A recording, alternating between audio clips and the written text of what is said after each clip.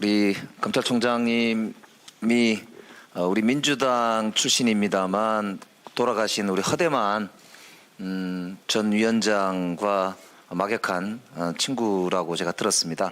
허대만 동지는 우리가 정치개혁을 말할 때 국회에서도 안타까움을 금할 수 없는 분 중에 한 분입니다.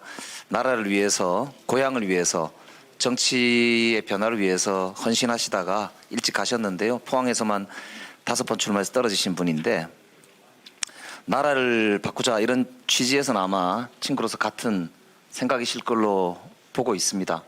그래서 아마 더 이제 나라를 위해서 헌신하겠다 이런 각오이실 텐데 같은 생각이실 것 같은데요. 어떠세요? 예, 그렇습니다. 네, 제가 질의를 시작하겠습니다. 작년 9월 16일 날 이제 취임하셨잖아요. 네. 그 뒤로 이재명 대표에 대해서 지금까지 투입된 서울중앙지검, 수원지검 등 해서 검사가 총 몇 명 정도 됩니까? 언론에는 50명이다 이렇게 났던데요. 검사에게는 사건 배당이 단 한 건만 되는 경우는 없습니다. 한 검사가 수십 건, 많게는 수백 건의 사건을 갖고 있습니다. 그러니까 총 숫자로 보면 한 50명 정도 보면 되는 거죠? 실제로 계속해서 50명이 근무한 것은 아니고 예. 여러 사건이 누적으로 있기 이제 때문에 그런 정도 보면 될 텐데. 그 정도도 안 된다고 저는 생각을 합니다. 네. 근데 이제 50명이면은 제가 보니까 울산지검 정도 되는 숫자예요. 그러니까 이제 그 정도의 검사를 투입하고 6차례나 소환 조사하고 376차례 압수수색 했는데 이게 이제 검찰이 아니고 이게 이재명 특검팀이냐 이런 이제 비판도 막 나오고 그럴 정도거든요. 근데 기소를 했는데 이제 지금 중간에 체포영장이 국회로 2번 왔단 말입니다. 그러니까 두 번째는 가결이 돼서 이제 법원으로 갔는데 기각이 됐어요. 이게 이제 국민적으로 굉장한 사실은 논란과 비판을 부르고 있습니다. 이게 총장께서 출근길에 정당 대표라는 지위 때문에 기각된 것이다 이런 취지로 말씀하신 적이 있더라고요. 그런 점에서 보면 이게 영장 판사가 좀 봐줬다 이런 취지로도 들릴 수 있는데 혹시 그런 취지는 아니시죠? 제가 말씀드린 취지는 법원과 검찰의 영장 판단에 대해서 생각이 또 입장이 많이 다르다, 차이가 있는 것 같다 그런 취지로 말씀드렸습니다. 그러니까 이제 기각이 되면 일반적으로는 범죄 입증 역량이 부족했거나 즉 증거가 없거나 아니면은 무죄거나 혹은 아니면 죄가 있더라도 그런 정도는 아니지 않느냐. 그렇게 오래 수사하고 그렇게 탈탈 터는데 어떻게 기각이 될 수 있나. 국민들은 그렇게 생각할 수밖에 없지 않습니까? 법원에서도 충분하게 범죄 혐의는 소명이나 범죄 혐의에 대한 의심이 상당한 혐의가 있다 하는 것은 판단한 걸로 알고 있습니다. 다만 법원에서는 방어권 보장을 중심으로 본 데에 대해서 검찰은 범죄 혐의의 중대성을 중심으로 봤기 때문에 서로 간의 기관의 기능과 역할의 차이가 있기 때문에 결론이 달라진 것이다 그렇게 생각을 이런 합니다. 경우 역대로 보면요.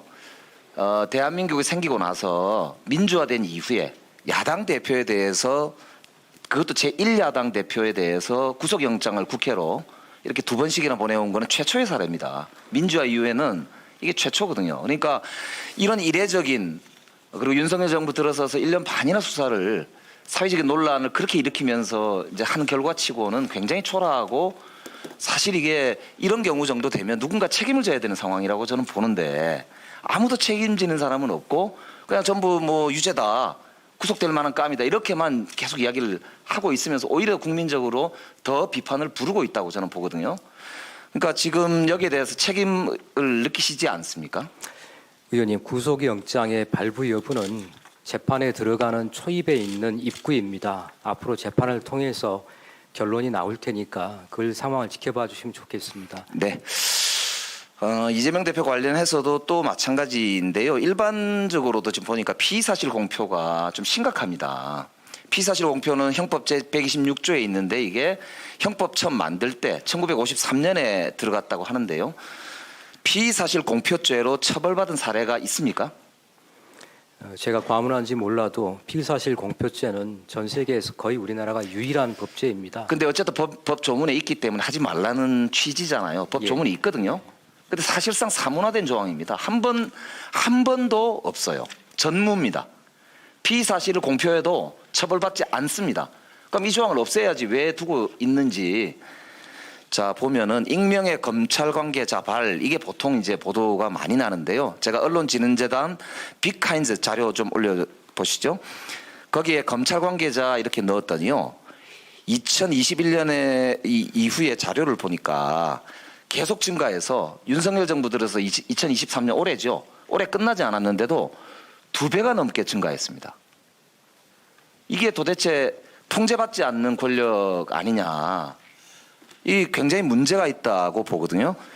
거기다가 검찰 관계자 플러스 이재명 이렇게 넣었더니 이것도 2배가 증가했어요. 물론 수사를 많이 진행했다고 볼 수도 있지만 이게 피의사실 공표로 여론 재판을 일방적으로 주도하고 있는 거 아니냐, 이런 비판이 있는데 여기에 대해서는 어떻게 생각하십니까? 의원님, 피의사실이라고 지금 다 단정해서 말씀하십니다만 수사 진행 경과라든지 하는 데 대해서도 언론 보도가 있습니다. 검찰에 출입하는 언론사가 42개사입니다. 약 300명가량 될 겁니다. 그건 조금 이따가 답변해 주시고요. 시간이 없어서요. 김건희 여사 관련해서 좀 여쭤볼게요. 지금 김건희 여사 관련자들 권오수 씨 등 1심 판결문에 보면은 김건희 여사 이름이 37번이나 등장하고요. 그동안 유죄가 130건 중에 102건이 유죄가 인정이 됐는데 무려 48건, 그러니까 47%의 이 김건희 여사 계좌를 이용한 거래로 인정이 되어 있습니다. 그런데도 김건희 여사는 기소되지 않아서 이 공모 여부가 판결에도 안 나오거든요. 그 왜 대통령 선거 당시에는 소환 조사를 했는데 불응했지 않습니까? 김건희 여사가. 그 뒤로 수사 상황이 어떤지, 왜 수사를 안 하고 있는지 국민들이 궁금해합니다. 지금 상황이 어떻습니까? 지난 정부 법무부에서 법무부 장관이 검찰총장의 해당 사건에 대한 수사 지휘권을 박탈시켜 놓은 상황입니다. 제가 수사 상황은 말씀드릴 수 없지만 재판 상황이나 재판 결과를 본다고 하면 제가 늘 일선에 강조하는 것은 우리 법에 예외도 또 성역도 특혜도 없다라고 이야기를 하고 있습니다. 바르게 결론이 날 것입니다. 위원장님, 아까 김영배 위원님 질의가 끝나셨으니까 제가 김영배 위원님 답변 드리는 중에 조금 이따 답변을 해달라고 말씀 주셔서 지금 잠시 답변을 드려도 되겠습니까? 네, 그렇게 하십시오. 김영배 위원님 질의하신 대로 제가 지난 9월 16일 날 작년 9월 16일 총장이 되었습니다. 저는 총장이 된 이후로 이재명 대표 사건에 대한 수사에 대해서 다시 한번 전반적으로 살펴보고 이걸 어떻게 수사하고 재판하면 좋을지 하는 고민을 많이 했습니다. 저와 비슷한 고민이 있었는지 몰라도 문재인 전 대통령께서 취임 2주년 기자회견을 당시 송현정 KBS 앵커와 1대1로 하신 적이 있습니다. 그때 당시 문 전 대통령께서 이런 말씀을 현직 계실 때 취임 2주년일 때 하셨더군요. 지난 정부에 대한 수사는 이번 정부에서 시작한 것이 아니다. 이번 정부에서 그에 관여할 수도 없다. 그리고 살아 움직이는 수사를 말릴 수도 없는 거 아니냐, 그런 표현 쓰셨습니다. 이재명 대표에 대한 수사가 첫 번째로 대장동 관련한 수사는 민주당의 내부 경선 과정에서 경선의 상대방으로부터 문제 제기가 되어서 경기경제신문이라는 작은 신문의 단독 보도에서 시작된 사건입니다.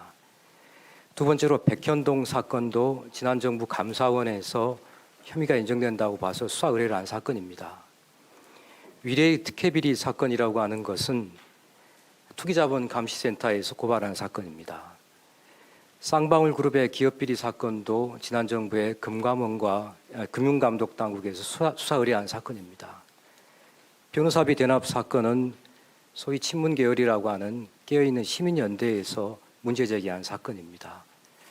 제가 총장이 되고 나서 지금까지 수사해온 사건들은 지난 정부에서 계속 진행되어 온 사건입니다. 저는 이 사건을 신속하고 효율적으로 마무리해야 되는 책무와 소명, 과제를 갖고 있습니다.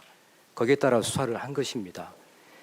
제가 총장이 되고 나서 이재명 대표에 대해서 새로 수사를 시작한 사건은 이번에 구속영장 청구에 포함되었던 위증교사 사건 단 한 건입니다. 그러나 그 사건도 백현동 사건을 수사를 하다가 백현동의 브로커의 휴대전화에서 녹음 파일이 발견돼서 관련되어서 수사를 시작한 사건입니다. 이에 관해서 의원님께서 좀 오해가 없으셨으면 합니다. 이상 답변 마치겠습니다.